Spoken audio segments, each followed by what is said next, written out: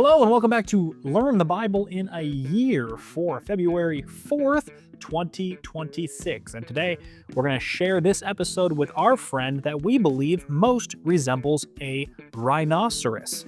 Now, whether you think this because they've got a large nose or leathery skin, I will leave that up to you.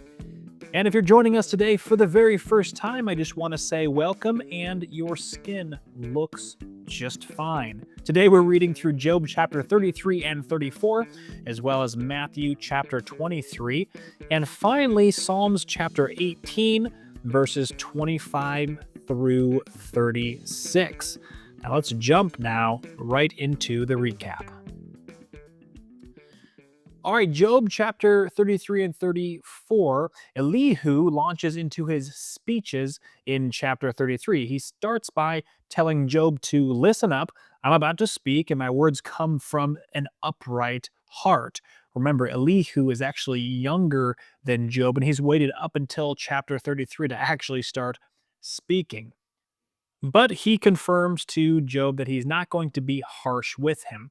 We'll see if he sticks to his word on that. Then Elihu gets right to the point. Job, you've said that you're pure and without sin, that you are clean and free from guilt. But God has found fault with you and considers you his enemy. He fastens your feet with shackles and keeps close watch on all your paths.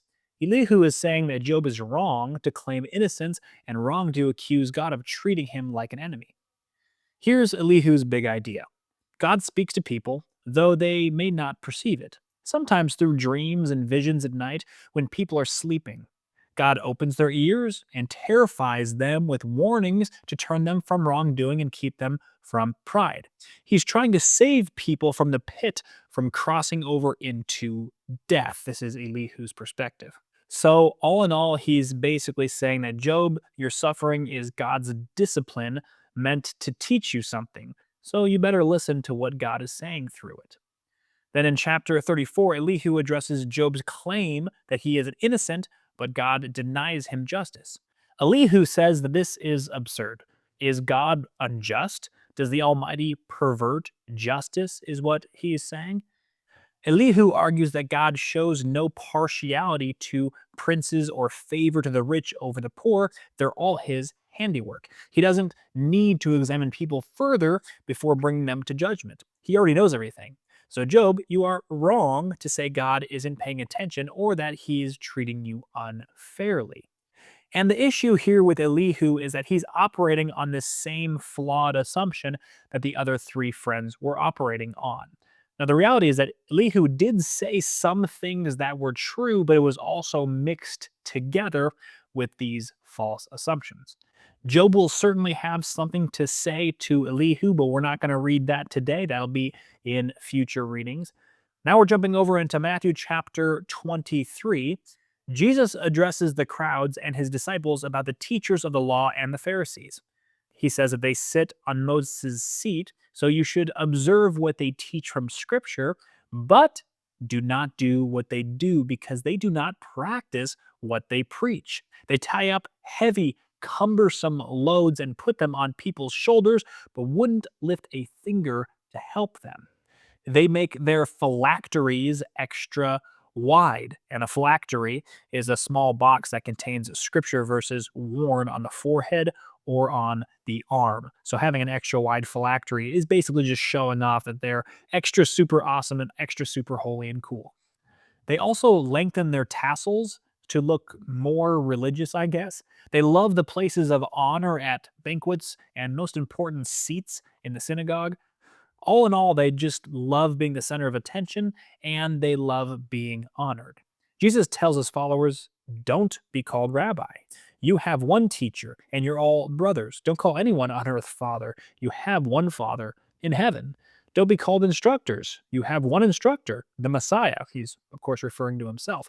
The greatest among you will be your servant. Those who exalt themselves will be humbled, and those who humble themselves will be exalted. He's been saying the same type of message over and over and over again, and he's doing it again here. Then Jesus launches into 7 woes against the teachers of the law and Pharisees. This is quite scathing, if you will. If you haven't read the text yet, I will read these to you and you'll understand what I'm talking about. He says, "Woe to you," meaning to the Pharisees. "You shut the door of the kingdom in people's faces. You don't enter yourselves and you won't let others enter. You travel over land and sea to win a single convert, then make them twice as much a child of hell as you are." It's pretty rough, but he's got more to say. "You're blind guides who say if anyone swears by the temple, it means nothing. But if anyone swears by the gold of the temple, they're bound by their oath. You give a tenth of your spices, like mint and dill and cumin, but neglect the more important matters of the law, which are justice, mercy, and faithfulness. You strain out a gnat, but swallow a camel. You clean the outside of the cup and dish, but inside you are full of greed and self indulgence. You're like whitewashed tombs, beautiful on the outside, but full of dead bones and decay inside. Outwardly, you appear righteous, but inwardly, you are full of hypocrisy and wickedness." That's pretty rough for Jesus to say, but he's not even done. He says, "You build tombs for the prophets and decorate the graves of the righteous, saying that if we lived in those days of our ancestors, we wouldn't have taken part in shedding the prophets' blood. But you testify against yourself that you are the descendants of those who murdered the prophets. Go ahead, finish what your ancestors started." Then he calls them snakes. He calls them a brood of vipers, and he asks, how will they escape being condemned to hell? Yeah, these woes are definitely pretty rough. But then Jesus shifts his tone to not the teachers of the law, but to Jerusalem. He says, "Jerusalem, Jerusalem, you who killed the prophets and stoned those sent to you, how often have I longed to gather your children together as a hen gathers her chicks under her wings, and you weren't willing. Look, your house is left to you desolate. You won't see me again until you say, 'Blessed is he who comes in the name of the Lord.'" This is both a fierce judgment and also a heartbroken longing. Jesus is calling out religious hypocrisy, of course, we saw that, but he's also mourning over a city, over a people rather, that's about to reject him completely. The scriptures say that Jesus was a man of many sorrows, and he's displaying that here. All right, moving on to Psalms chapter 18, and we read verses 25 through 36. David reflects on God's character and how God relates to different kinds of people.